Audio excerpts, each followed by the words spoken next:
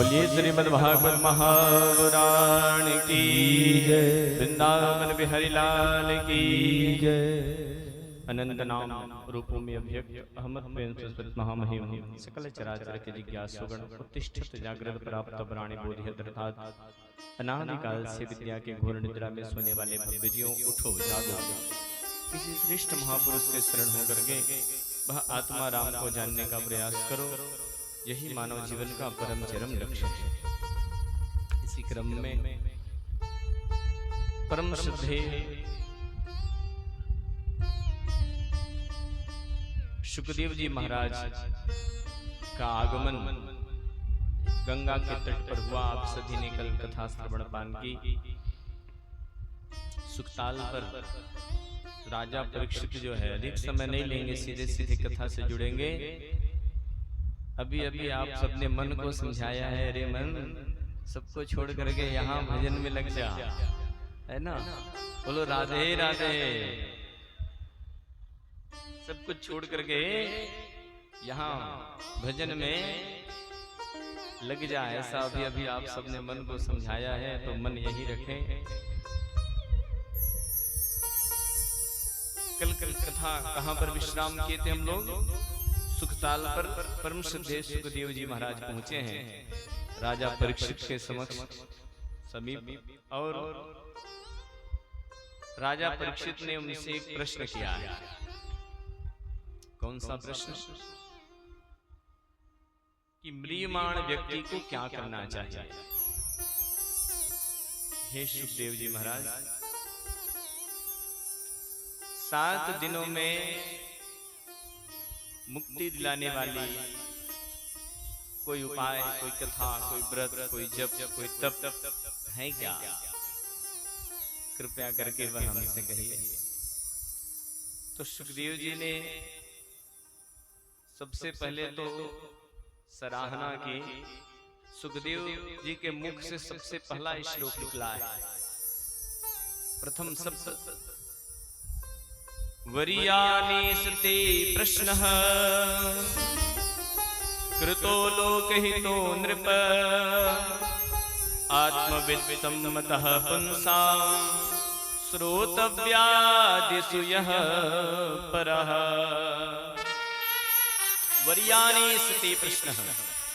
हे राजन, तुम्हारा जो प्रश्न है बड़ा उत्तम है, बहुत श्रेष्ठ प्रश्न तुमने किया है, और जन कल्याण के लिए यह जो प्रश्न है वो बहुत पुण्यप्रद है, लाभप्रद है।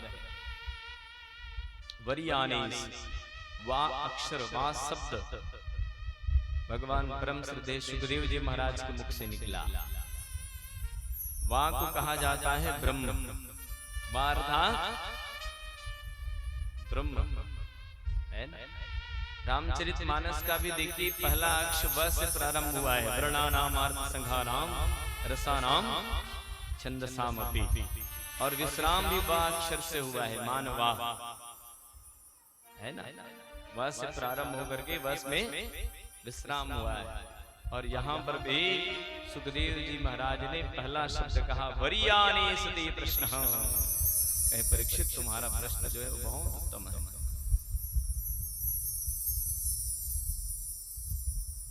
ये प्रश्न केवल परीक्षित का नहीं है, ये हम सबका है ना।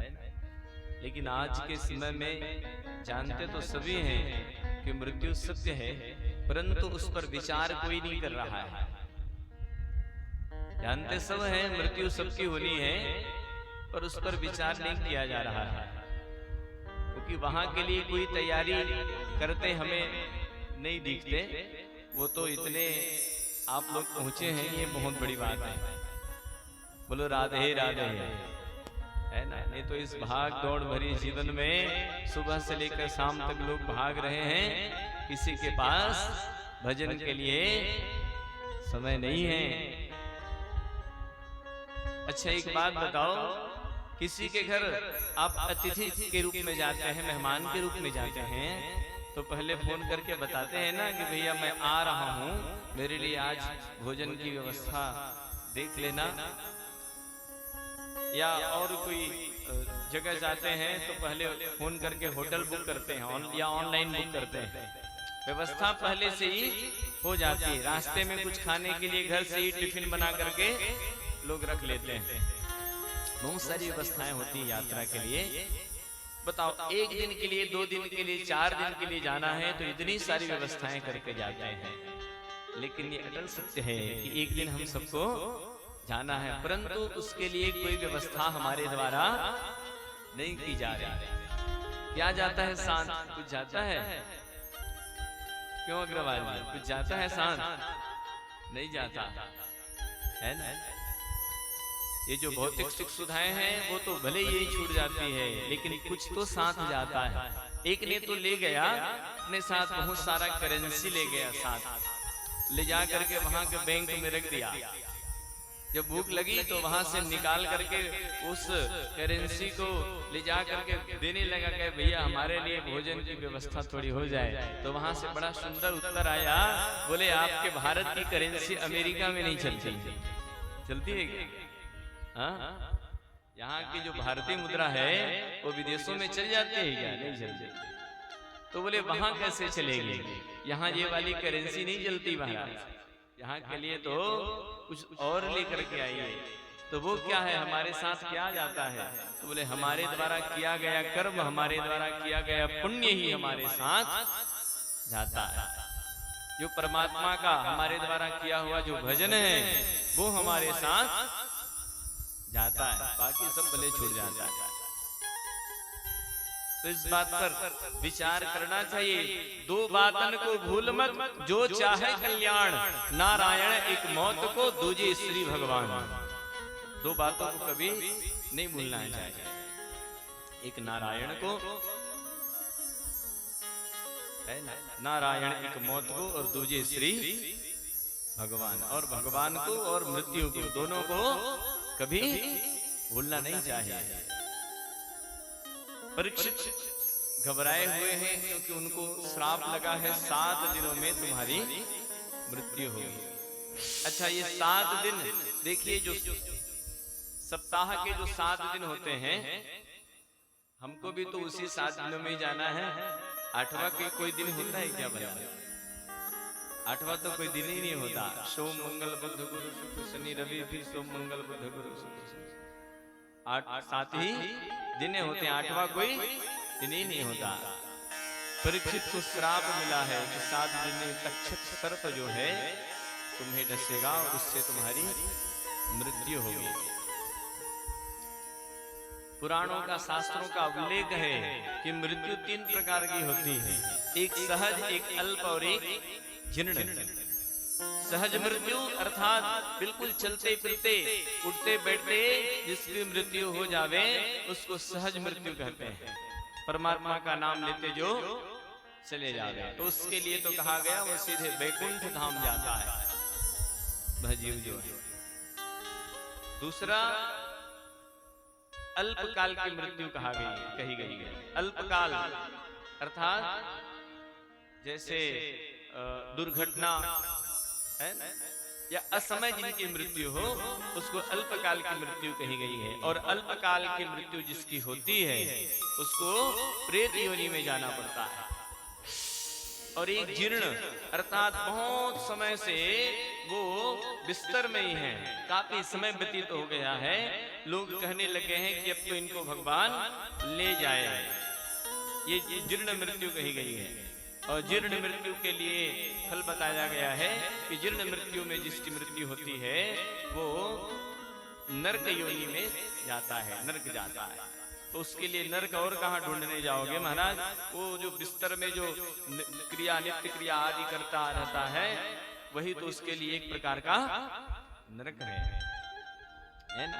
तो ये गति बताई गई है। सर्प के दंश से जिसकी मृत्यु होती है अल्पकाल की मृत्यु कही गई है और उसको प्रेत योनि में जाना पड़ता है। परीक्षित घबराया और घबरा करके एक सुंदर निर्णय उसने लिया कि सब कुछ त्याग करके, सब कुछ छोड़ करके जन्मेजय को मुकुट पहना करके राज सिंहासन में बिठा करके स्वयं गंगा के किनारे आया हुआ है। और गंगा किनारे फिर उसका ये प्रश्न उसके द्वारा किया गया है। परम श्रद्धेय सुखदेव जी महाराज का आगमन हुआ है, उनसे भी यही प्रश्न किया गया है। तब सुखदेव जी महाराज ने उनकी प्रश्न की सराहना की। कहे मृत्यु के भय से यदि तुम बचना चाहते हो परीक्षित, तो संबंध जोड़ लो। किससे? परमात्मा से, है ना? परमात्मा से संबंध जोड़ लो, क्योंकि भैया मृत्यु के भय से सभी डरे हुए हैं। आज के समय में भी देख लीजिए, मृत्यु का भय जो है वो सबको है। कौन नहीं डरता मृत्यु से? सब डरते हैं। लेकिन जो मृत्युंजय महादेव के शरण होता है उसको मृत्यु का कोई भय नहीं होता। जो गोविंद की शरण होता है उसको मृत्यु का कोई भी किसी प्रकार का भय नहीं होता।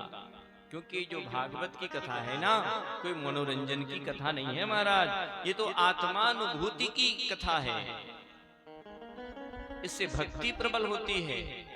इसमें भक्ति भी है, ज्ञान भी है और वैराग्य भी है।